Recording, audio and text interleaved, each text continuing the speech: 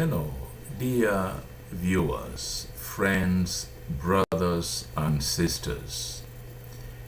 I have come to a point where I want to discuss something in my teachings concerning one of the very delicate subjects that many people do not want to face at all. This subject is understanding the doctrine of sin. So when we study the doctrine of sin, we are made aware of the moral law and the moral government. In order to understand this, there are a number of approaches that have to be considered, which I will mention here as this. The first one is the definition of law. The second one is the purpose of moral law. The third is the immutability of moral law. The fourth is the obligation of moral law. The fifth, the requirement of moral government. The sixth, the requirement of a moral governor. The seventh, the definition of free moral agency. Number 8, the basis of right choice. 9, the basis of justice. And 10, the extent of obedience to the moral law. Number 11, what does disobedience to the moral law consist? Then finally, the basis of degrees of guilt and virtue. These are just a few things that we need to look at when we talk about the doctrine of sin.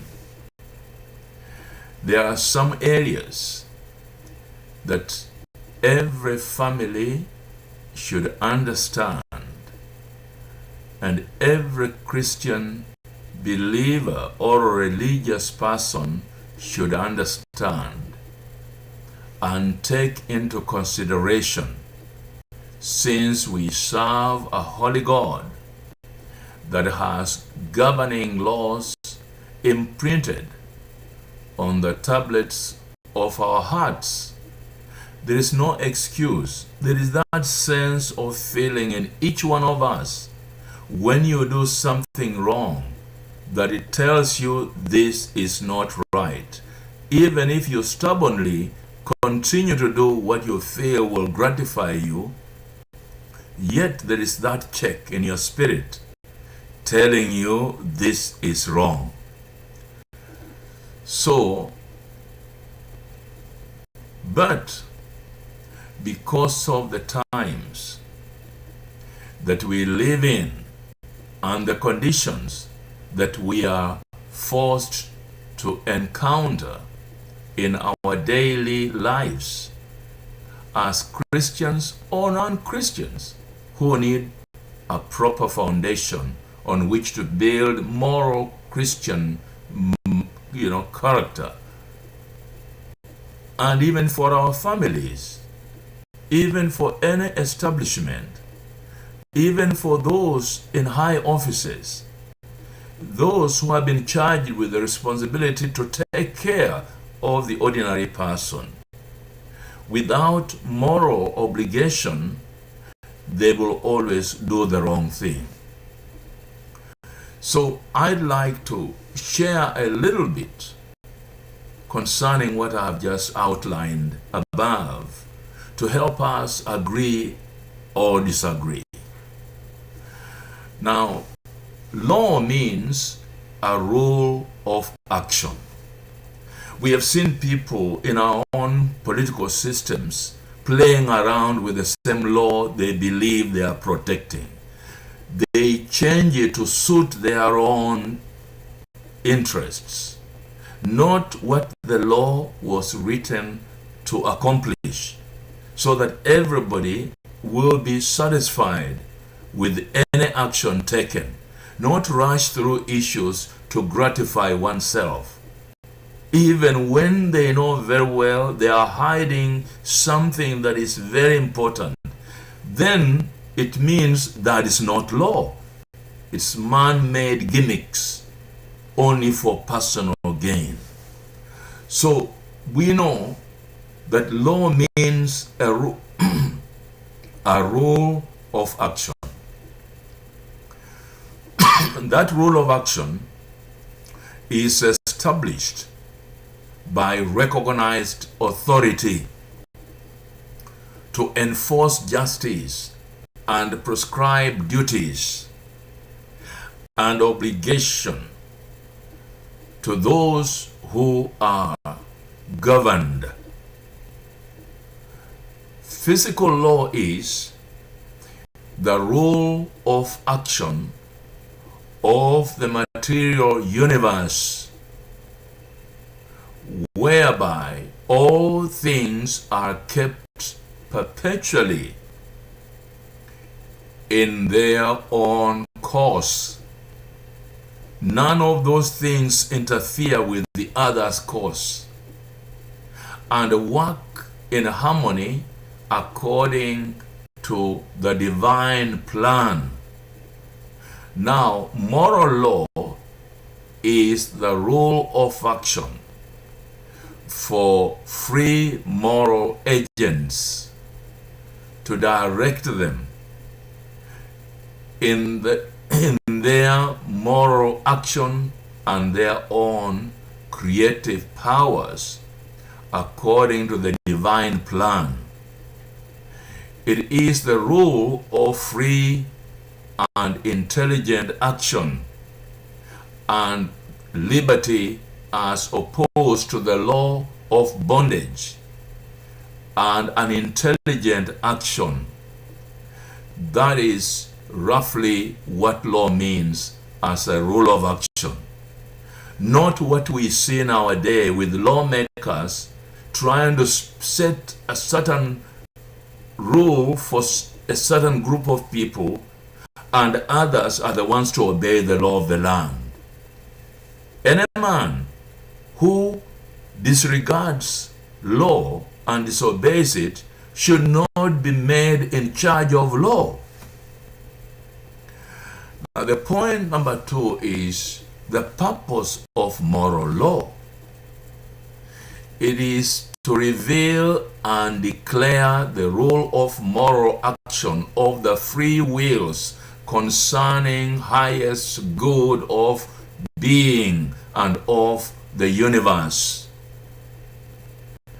and to govern the acts and merits of free wills in them, in their relation to God and to the universe. It lies in the reason and declares that which a moral agent ought to choose, will, and intend. You know, these are things anybody who is a believer in the Christian faith should put into account, that we have a higher being that is looking at us. You may twist people and throw them here and there, forgetting that one day we will all end up at his judgment seat. So it is important for us to consider. And so we go to the area, what does the immutability of moral law mean? It can never change or vary in the requirements that all free will consecrate themselves to the same end to which God is consecrated, the highest good to the universe and all things therein. See, everything we do under this law of the earth, we must put in consideration the immutability of moral law, which, as I'm stating out here, is it can never change. The immutability of moral law can never change or vary in the requirements that all free will consecrate themselves to the same end to which God is consecrated, the highest good to the universe and all things therein. Rebellion or free will never change God's plan concerning the good of all his creation. Put that into consideration. Any rebellion or free wills never change, they never affect God's plan concerning the good of all his creation. So whatever you do against God's creation, God does not change his plan for them. So, because of this, moral law can never change. You can come up with your own ideas, but moral law can never change. If we want our nations to be nations admired by everybody else, we must maintain the moral law. That is why those claiming to follow the God of the Bible must never think that God and his laws will change over time.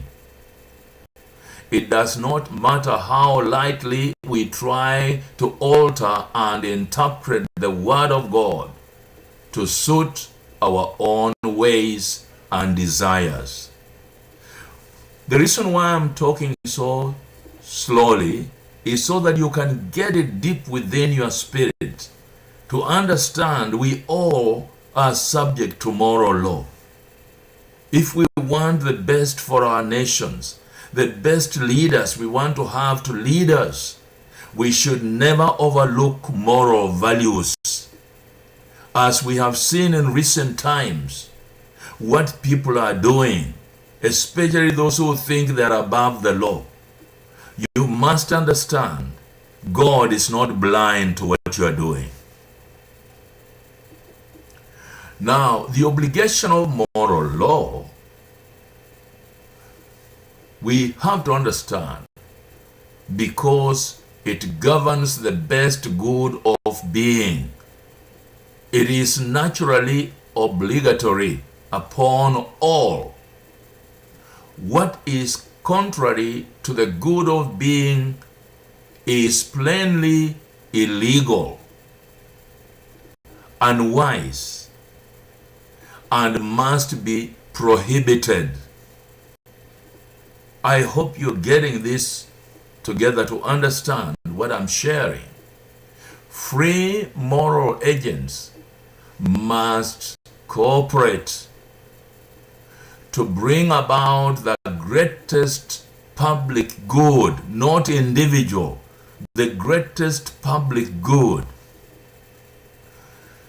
They must be against that which brings misery, hardships to society. That's what we have seen of recent.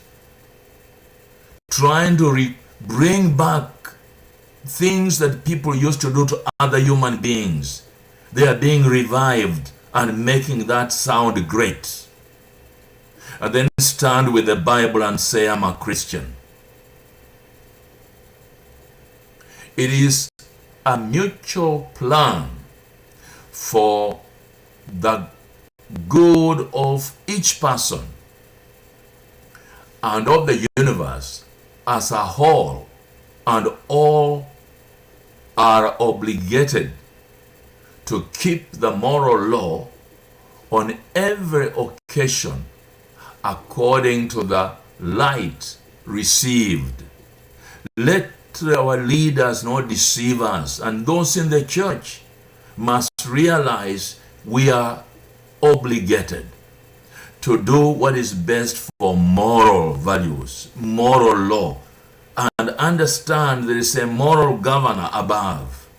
Not like the governors who twist and they want to get into leadership by lying and is doing everything they can, painting their own picture about their opponents even when it's not true. And some of the men and women who advance those ads stand and tell us, I'm a Christian. You are not. Because if you were, you would understand there is a moral governor from above who wants all things to go in line for the good of all in society, not for some. Now, the requirement of moral government, this is something very important. To have moral law, there must be moral government to direct, guide, and control moral agents. Why are we electing leaders that are corrupt, that are self-centered, that even don't want to pay taxes, and they want to get a salary? From whom? From whose money? If it is not money from those subjects. And if you can't pay into that particular bucket so that you draw from it, why do you demand not to pay taxes? It is important. Let us not be deceived by greedy politicians that they are the best. Others are now saying we don't want taxes, and yet you want a good developed country. How are you going to get developed without paying taxes to the system so that you can get a better developed country? Others are there blocking development for the citizens. What sort of leadership is that? So the requirement of moral government is essential.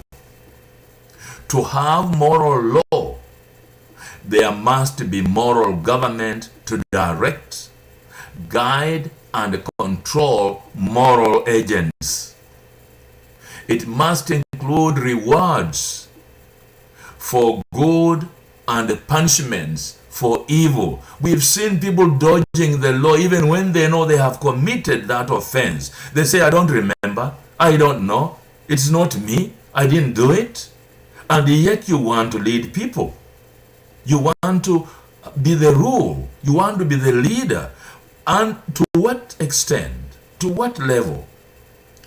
If you want to crook up the laws, what sort of leadership are you giving us? What example are you giving to all the citizens and the children that are being born? So remember this, the requirement of moral government. To have moral law, there must be moral government to direct, guide, and control moral agents. You can't be above people when you are corrupt.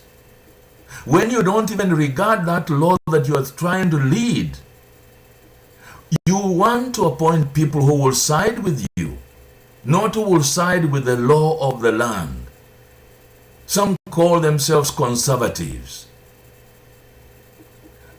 Where is it written in the law that a law is conservative?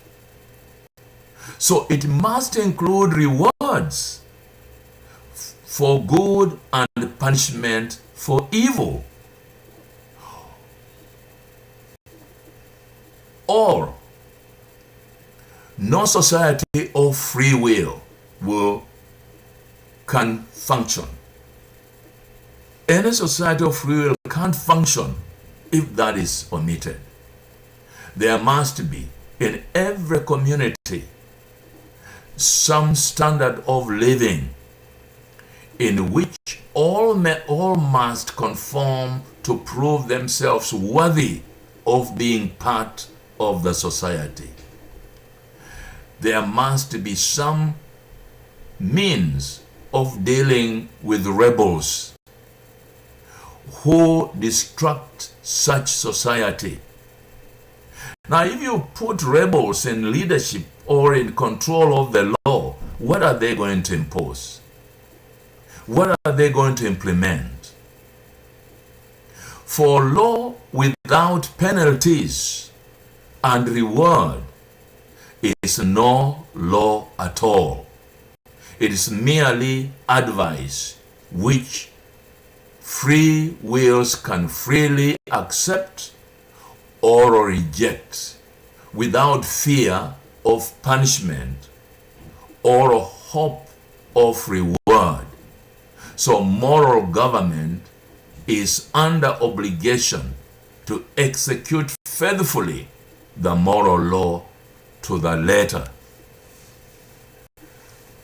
I would say this as we go to the polls, as we go to the midterm elections, apart from all that people have kept sounding and accusing one another and saying, we are going to make sure that you went against us, we're going to root you out. Let every man, let every woman begin to consider the moral values of those people shouting at the top of their voices, how they're going to get rid of other people because they have opposed their agenda. To oppose immorality is not wrong. To oppose people who are crooked is not wrong. To tell people this is wrong is not being against any leadership, because we don't want crooks to lead us. We don't want crooks to give us laws, because they're going to create laws that are only in line with themselves. Let every man that goes to the polls, let every woman that goes to the polls realize we are going downhill in our moral values, and we must stand against it and say it is wrong to have leaders who are crooked leading us. If you don't regard women as anything, and you brush aside anything that you have done against them and say they're against you, then you are the one to be out. People should rise up and vote in with people with moral values, not people with money, not people who give very negative ads against their own opponents, or going to incite people in rallies. That is not moral leadership. That's jungle leadership. Survival for the fittest, where only the fittest will have the upper hand. But that's not what development and what democracy stands for. I leave you with these words, and I believe you're going to put into account any man, any woman that comes and decides to go and cast your vote. Don't cast it because you have been forced to cast it for a crook.